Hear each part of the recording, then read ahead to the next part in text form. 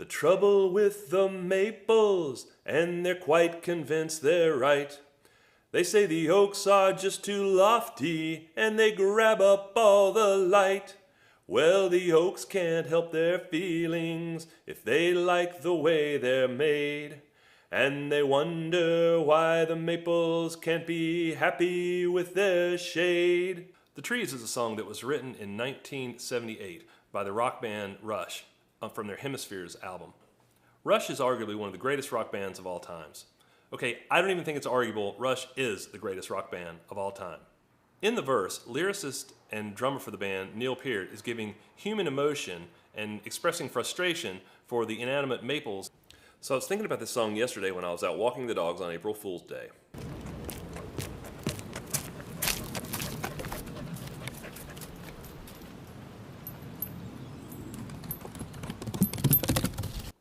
But there's one thing that I've learned for sure, that life always replicates nature, and adaptation is survival.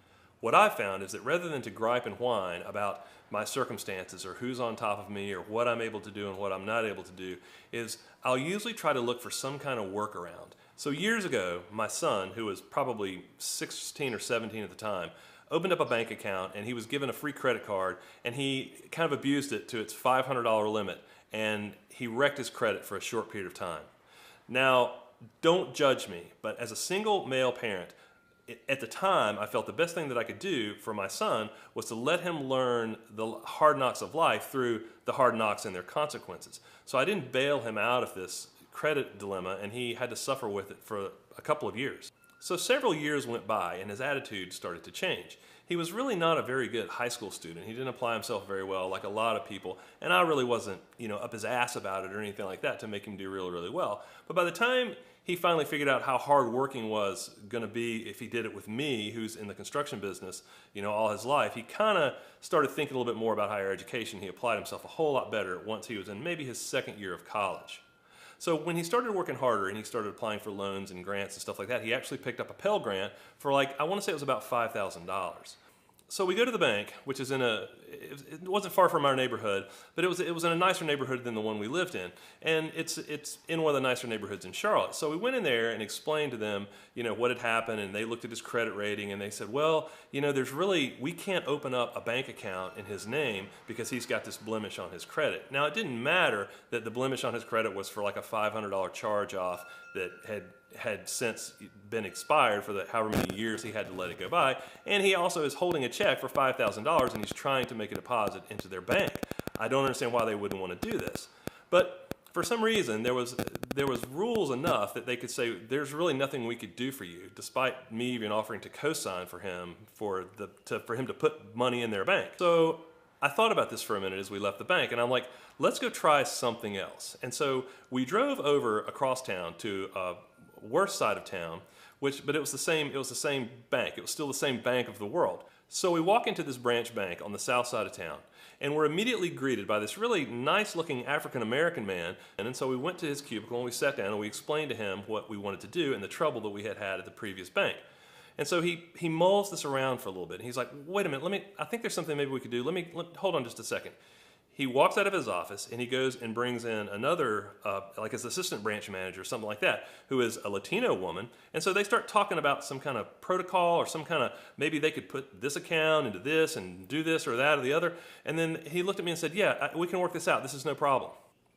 So we filled out the forms, and within 5 minutes, Jason now has a new bank account open with a bank card and his money so he can actually pay for his tuition and such like that and get on with his life. So here's the thing. Same bank, two different branches. On the one hand, you've got people who really don't have a lot of time for people who don't have anything other than $1 million to come and put in their bank because, they don't really need to. All their numbers are being met, for whatever corporate structure they're set up with, and they're good to go. On the other hand, you've got this bank over here that's on the south side of town, and all they're doing is kind of cashing paychecks for people who come in on Friday. They don't have a lot of people coming in with wanting to put in $100,000 on CDs or finance a $1 million home, so they have to kind of work with people any way they possibly can to make their numbers work. So here's the thing. I'm not saying that there's any kind of hack in life that you're going to be able to make it with. You're going to have to work your ass off, and you're going to have to work really hard no matter who you are. Whether if you want to be a big time banker, you're going to work your ass off. If you want to be the best bricklayer in the city, you're going to have to work really hard at it and put some time and commitment into it and focus, and you will be able to get there and do it. But just remember, when somebody tells you no, when somebody says, I'm sorry, I can't help you, remember, they're just one person. There are so many people out there who are willing to help you and that want to help you, and their circumstances are different too. So never, never, never give up just because one person tells you no. So the Maples formed a union and demanded equal rights. They say the Oaks are just too greedy. We will make them give us light. Now there's no more oak oppression, 'cause they passed a noble law. And the trees are all kept equal by hatchet, axe, and saw. So whoa, whoa, whoa, whoa, whoa. Before you pick up the hatchet, the axe, or the saw to get what you think you want, take a look around. There might be a whole lot easier path. If it's the sunlight you want, maybe you could just walk up that hill and you're going to be right there, way above the tree. And remember, that tree is still rooted to the ground. You are human. You have legs and arms and you can move about.